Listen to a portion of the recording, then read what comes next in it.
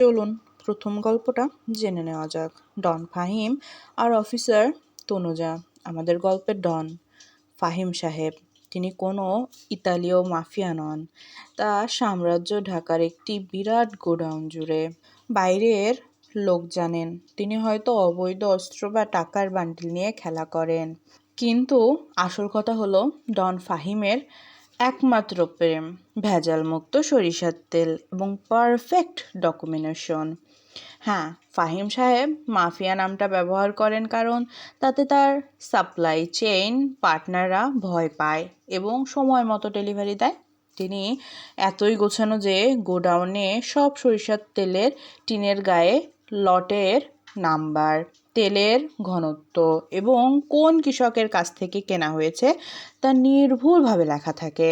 তার একটাই সমস্যা, তাড়াতাড়ি বিয়ে করতে হবে, কারণ তার গুরুজি বলেছেন এই মাসে বিয়ে না করলে তার শস্য ব্যবসার ওপর শনির দশা কাটবে না।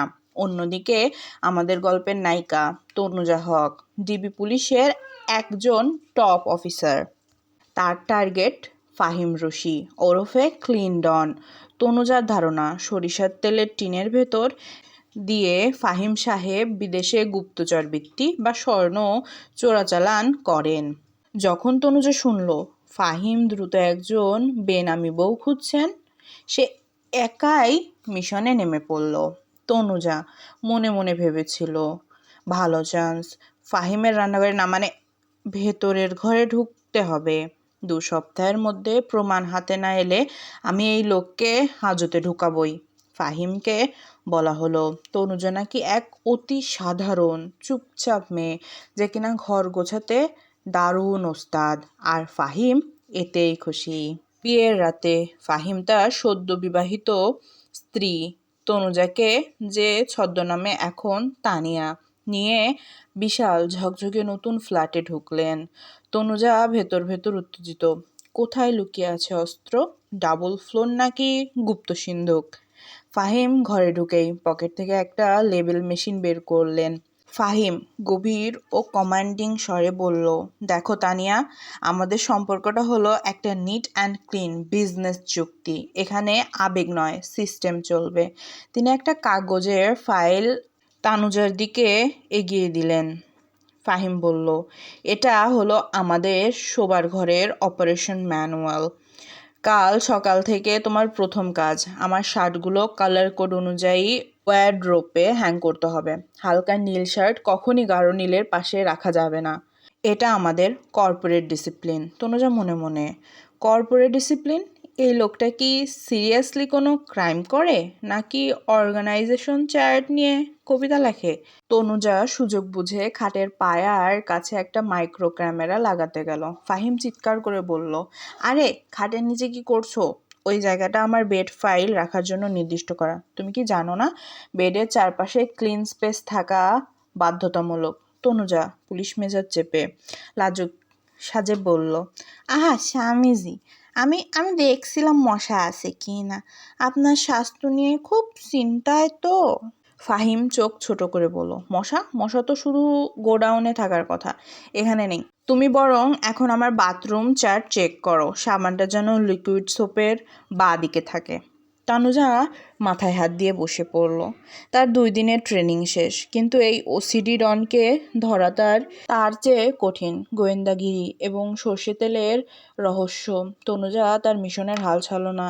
সে রাতের অন্ধকারে পুরো ভিলা তছনছ করে ফেলল। একদিন তনুজা লুকিয়ে ফাহিমের গোপন মিটিং শুনল। ফাহিম তার বডিগার্ডদের, যাদের আসল কাজ অফিসের বাজার করা, নিয়ে বসেছে।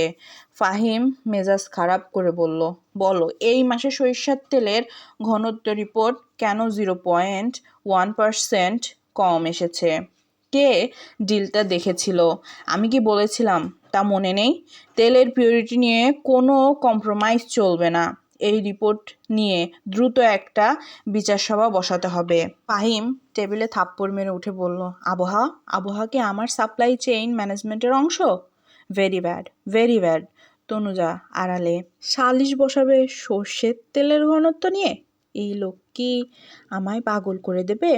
আরও আরেকদিন তনুজা বহু কষ্টে বেসমেন্টের একটা গোপন সিন্ধুকে ঢুকলো। তার প্রত্যাশা, গ্রেনেড, রাইফেল বা জাল টাকা। সিন্দুক খুলে দেখলো সেখানে সুন্দর করে সাজানো আছে এলাচ, দারচিনি, লবঙ্গ আর শত বছরের পুরনো আচারের রেসিপি। তার পাশে সুন্দর করে লেবেল করা, এই গরম মশলাগুলো কখনো খোলা রাখা চলবে না, আর্দ্রতা নষ্ট হলে টেস্ট নষ্ট হবে। হঠাৎ ফাহিম এলো। ফাহিম বলে উঠলো, তানিয়া, কি করছো এখানে? এটা আমার আরোমা কন্ট্রোল জোন। তোমার কি ডিনার মেনু দেখার কথা ছিল না? তুমি নাকি বিরিয়ানি রান্না করতে পারো। আমার আজকের মেনু শিটটা কই? তনুজা অসহায় হয়ে বলল, আমি আমি খুঁজতেছিলাম বিরিয়ানির জন্য ভালো এলাচ কোথায় পাওয়া যায়। ফাহিম গর্বিত হয়ে বলল, ও তাহলে তুমি আমার মতোই পারফেকশনিস্ট।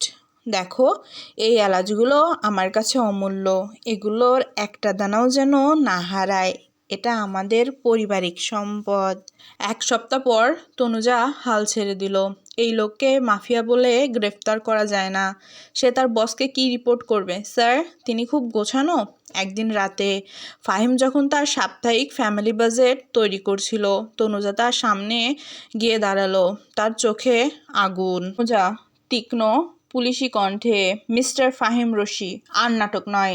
এই দেখুন আমার আইডি কার্ড। ডিবিএর ব্যাচ দেখালো।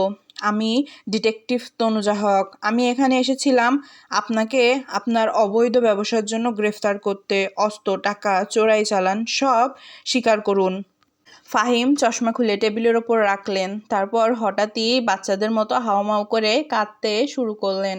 ফাহিম কাঁদতে কাঁদতে বললেন, ও তানিয়া, তুমি পুলিশ, বাঁচালে আমায়। আমি ভাবছিলাম তুমি আমাকে ডিভোর্স দেবে।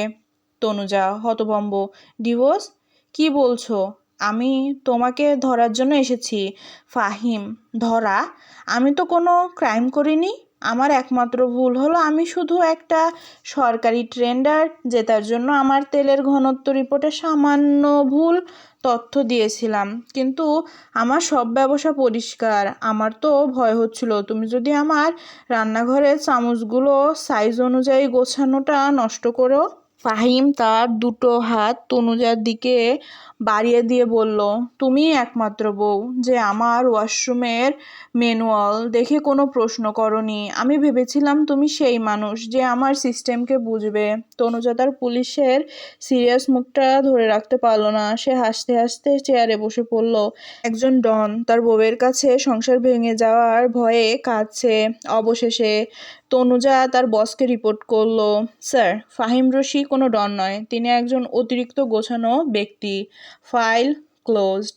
তনুজা আর ফাহিম সত্যিকারের জীবন শুরু করলো। তনুজা তার ডিবি অফিসারের শৃঙ্খলতা আর ফাহিম তার ডনের মতো সাংগঠনিক ক্ষমতা নিয়ে তাদের সংসার চালাতো। তারা তাদের ভালোবাসার প্রতীক হিসেবে কি উপহার দিল? বিয়েতে ফাহিম তার স্ত্রীকে দিল একটি লেবেন প্রিন্টার আর শাশুড়ি মায়ের কথা মেনে চলার একটি ফ্লোচার্ট।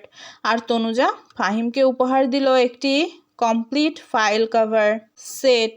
তনুজা হাসতে হাসতে ফাহিমের হাত ধরে, ঠিক আছে ডন সাহেব, আজ রাত থেকে একটা নতুন নিয়ম চালু করুন।